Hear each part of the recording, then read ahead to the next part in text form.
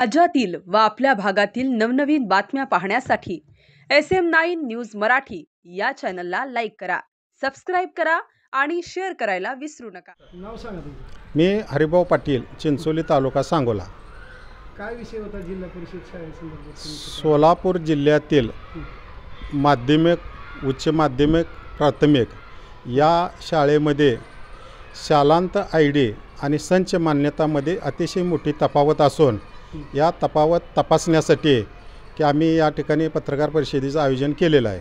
तर या हायस्कूल जे आहेत त्या हायस्कूलमध्ये जे शिक्षक कामाला नव्हते पर ते 2022-23ला लागले आहेत, कधी 21ला लागले आहेत, पर त्यांच्या शालांतर ID आणि संच मान्यता हा जवळजवळ 2015पासून किंवा 16-17पासून 14पासून असे अनेक प्रकार करून ते पुढील कंटिन्यू करायचं आणि त्यांचे पगार पाठीमागचे काढायचे।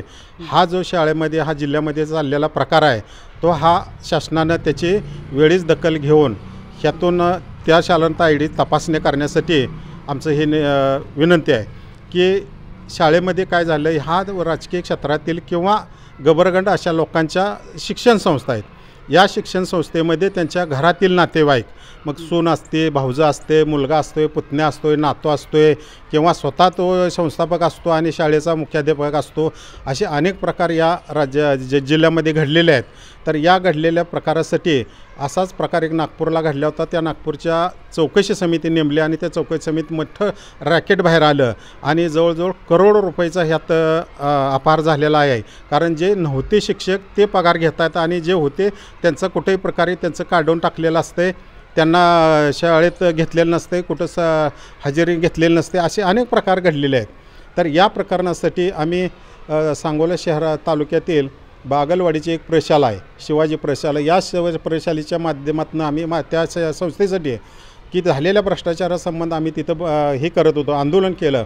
जिल्हा परिषदेसमोर आम्ही 50 दिवस आंदोलन केलं, पण तेथील शिक्षणाधिकारी सचिन जगताप साहेब असतील, उपशिक्षणाधिकारी हवेली मॅडम असतील, त्यांनी तिथल्या संबंधित शिक्षक मुख्याध्यापक पवार यांना पाठीशी घालून या संस्थेची चौकशी करणे सोडून त्यांनी अशा प्रकारे त्याला पाठीशी घातलं। कारण त्या शाळा तिथं 2007पासून 5वी, 6वी, 7वी शाळा नसताना ते 2007पासून दाखवली गेली आहे आणि ते आता सध्या 21, 22, 23 नंतर चालू झालेलं आहे। तर अशा 3-3 शिक्षक भरून त्या 2007 सालापासून त्या शिक्षकांच्या शालांत ID काढण्याचं हा उद्योग आहे।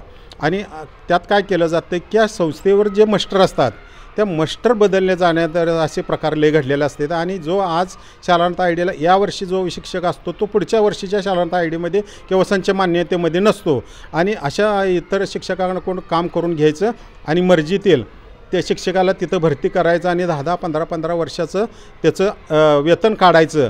आणि ह्या वेतन काढण्यामध्ये वेतन अधीक्षक असतील, जिल्हा परिषदे हे उपशिक्षणाधिकारी, शिक्षणाधिकारी, शिक्षण संचालक असतील, उपसंचालक असतील आणि शिक्षण आयुक्तसुद्धा यांची सगळी पद्धतीनं हा चाललेला घोटाळा आहे। आणि हा भ्रष्टाचार काढण्यासाठी सन्मान्य आम्ही जे आपल्या जिल्ह्याचे कर्तव्यदक्ष पालकमंत्री जयकुमारजी गोरे साहेब यांनी यात लक्ष घालून एक चौकशी समिती करून नेमून SIT मार्फत या सगळ्या प्रकरणाची जिल्ह्यातील चौकशी केली तर करोडो रुपयाचा भ्रष्टाचार यातून बाहेर निघण्याची 100% शक्यता आहे आणि तो पालकमंत्र्यांनी करावं अशी माझी विनंती आहे।